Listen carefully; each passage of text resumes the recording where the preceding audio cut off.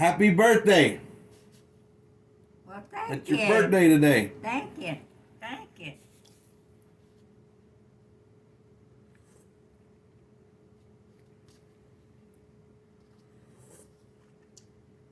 I forgot that it was.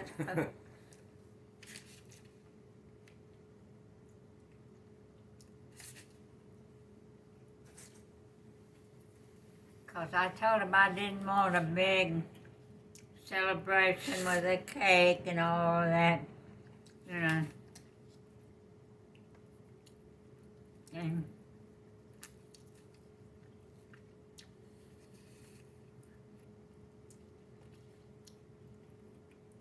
And I tell you what, just look at the pecans on that pecan tree.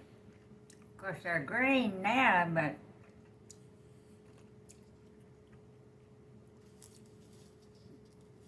I don't know when it is they'll turn brown. They'll ripen and turn brown.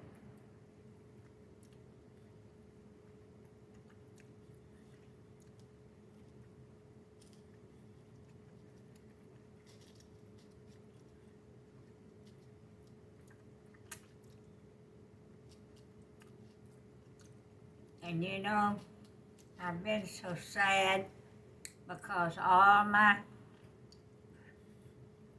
friends, ecological friends, and all have passed away.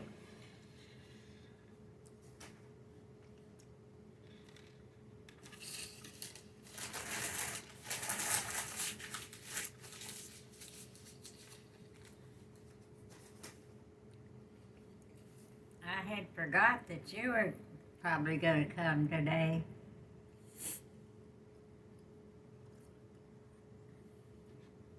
You still make that big Mm-hmm. circle.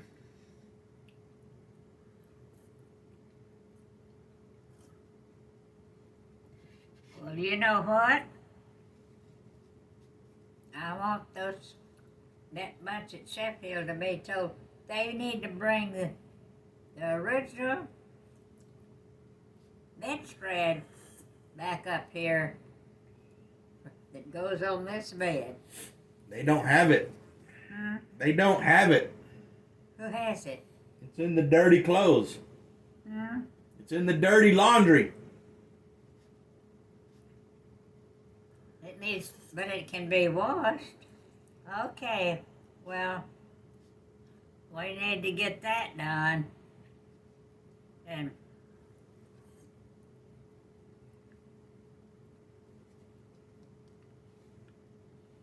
for some reason, you was asking me about things that happened in my family. And one thing I remember, my dad was fire chief or something at Muleshoe. And they lived upstairs over a stage. And the alarm rang or something, and he started down the stairs and lost his balance, and his legs went in between the, you know, I couldn't get up.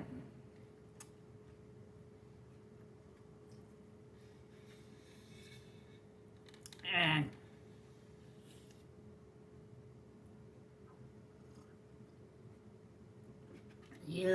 you know, it makes me sad to see the old OST courts at Sheffield, you know, that my mom and dad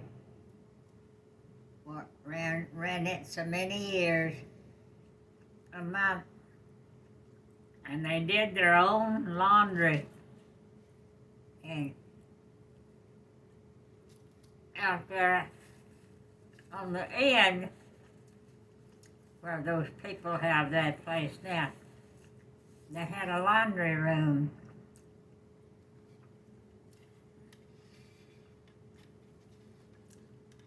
And my mother used to do that laundry. When she'd come, she'd take that laundry out there and do it. And here she'd come back to the house to fold it, carrying that big load of laundry.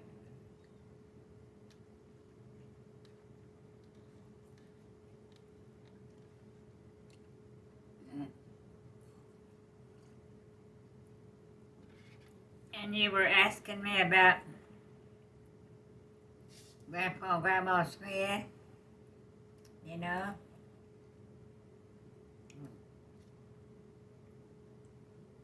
And Peck and Maureen and Clovis.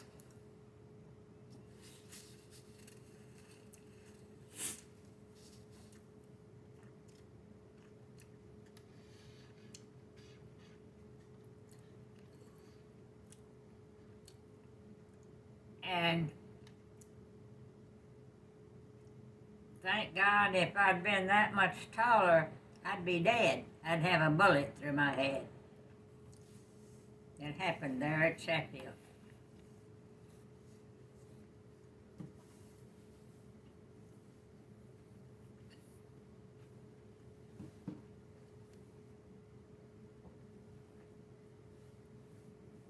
And old Bynum Shaw, there was a saloon right across the street on the corner.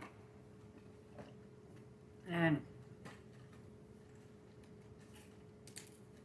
old Bynum Shaw went in there one day and it had a coal burning stove in there, and it was smoking. And he kicked it and said, "Why don't you fix this thing?" And coals fell out on the floor, and he turned around and came and came across the street, and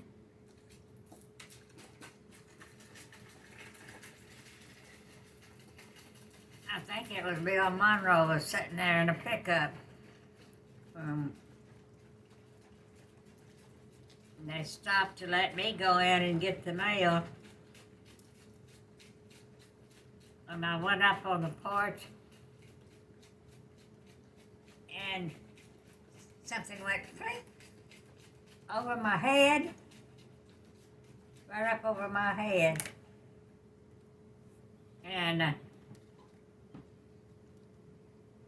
piece fell out.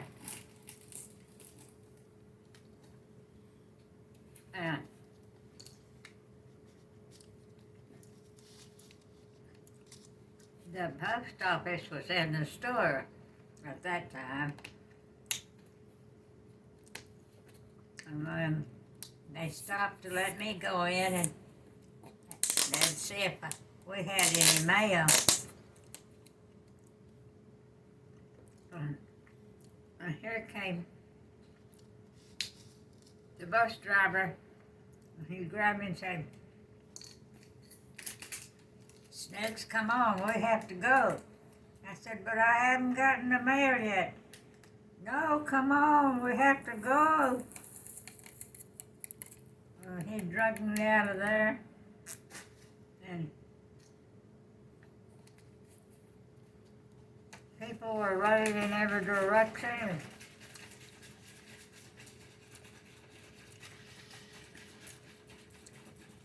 We lived down at what they call the old McKay place. You know where that is. And he said, "Come on, I've got to take..." "But I haven't gotten the mail yet." "Come on, we've got to go." Boy, he drug me out of there. And away he went. Went down there, drove up, And my dad was working somewhere on a ranch. He started honking. And Mother came out.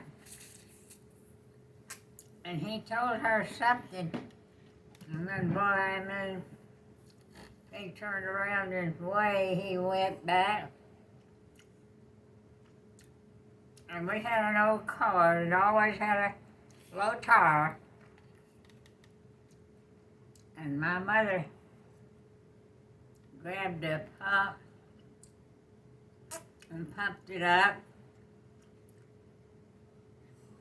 And we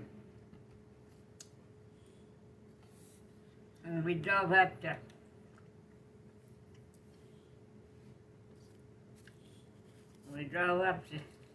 Sheffield,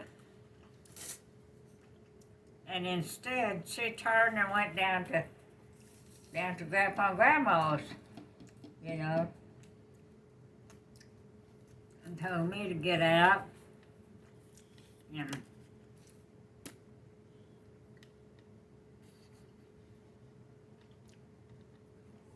And what had happened was that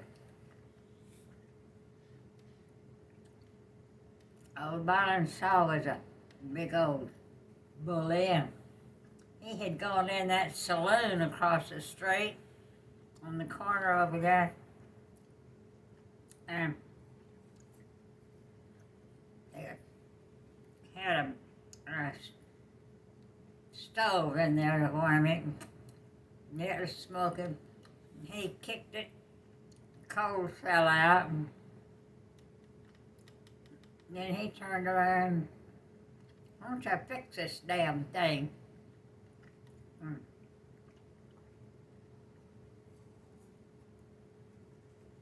And he came out and started across the street. I